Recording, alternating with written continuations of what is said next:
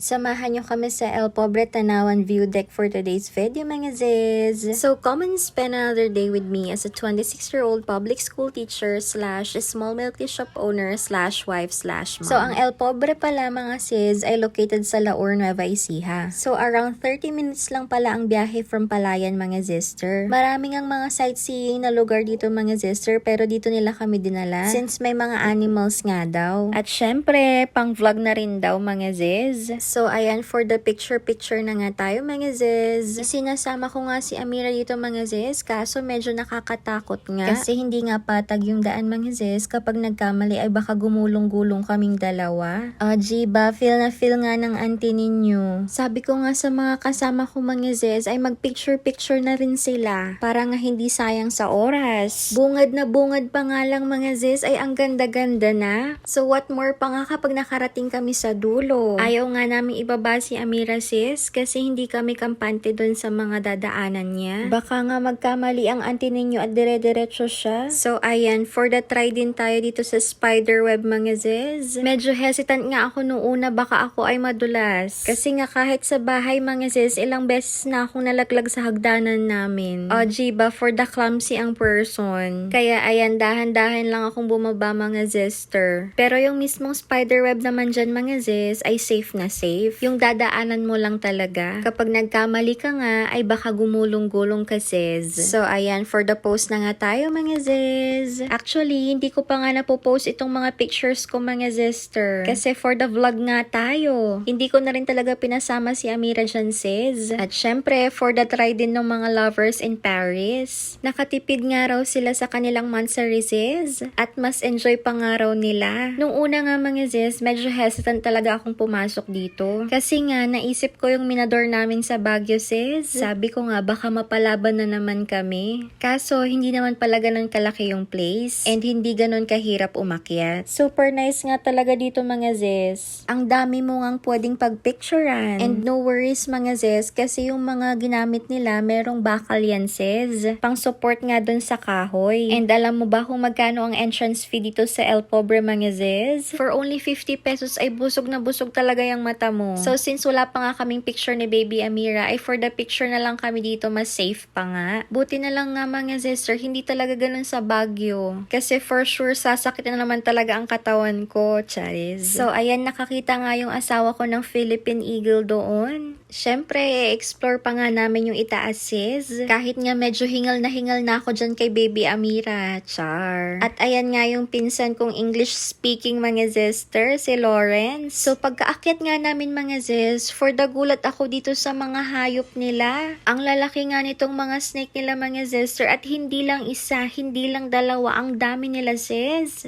Nung mga oras na yan pala, mga sister, ay pinapakain sila. Isang buong manok ang kinakain nila. O, jiba? May video nga ako dun, mga sis, kaso ayoko na lang ilabas. Baka kasi magkaroon ako ng violation. So, pwede pala silang hawakan, mga sister, magpa-picture. Kaso nga lang, since kakakain nila, hindi daw po pwede. Kasi nga raw, nasa isip nila na pagkain ka rin. So, ayun na nga yung mga kapatid ni Antoine Van, ang mga unggoy, at may mga bayawak, sis. O, jiba, for the sobrang dami talaga, sis. Well-trained nga yung mga nag-aalaga dito, mga sister. Kasi kung ako mismo, sis, hindi ko kayang mag-alaga ng ahas. At yung kapatid ko nga na mahilig sa ibon, mga sister, ay for the video niya rin yung mga yan. Kasi nga, may kakaibang species ng ibon. Pero nakalimutan ko na nga yung pangalan, sis. At meron din silang iguana. Doon nga sa ibaba, sis, ay marami silang crocodile. Kaso hindi ko nga mahanap yung video clip na yun. At hindi ko rin alam kung sino ang nag-video dito, sis. Kasi nga, sinend lang nila sa akin. So, ayan nga yung pinsan ko, si Janaisa. Nag-a-accommodate din ata sila dito ng mga birthday, sis, or anong parties. Hindi lang ako sure kung may restaurant din sila. Hindi na nga ako nakapagtanong, sis, kasi busog na busog talaga yung mata ko. Pero ang natatandaan ko ang sinabi ni ate, pwede naman daw magdala ng food. Kasi may mga free cottage nga. And dito nga sa part na to, mga sis, super nice ang view. Pero syempre, todo bantay pa rin ako kay Amira. Dahil nga baka kung ano-anong gawin at saan-saan pumunta. O, diba? Super nice talaga, mga sis. May mas mataas ngang place dyan, mga sis. And makikita makikita nyo sa mga susunod kong vlog. So watch for our next vlog mga ziz. Pero for the solo nga ang asawa ko dito mga zister. Buti nga at naisipan niya kaming isama ni Baby Amira. So that ends our vlog. See you again next time. Bye!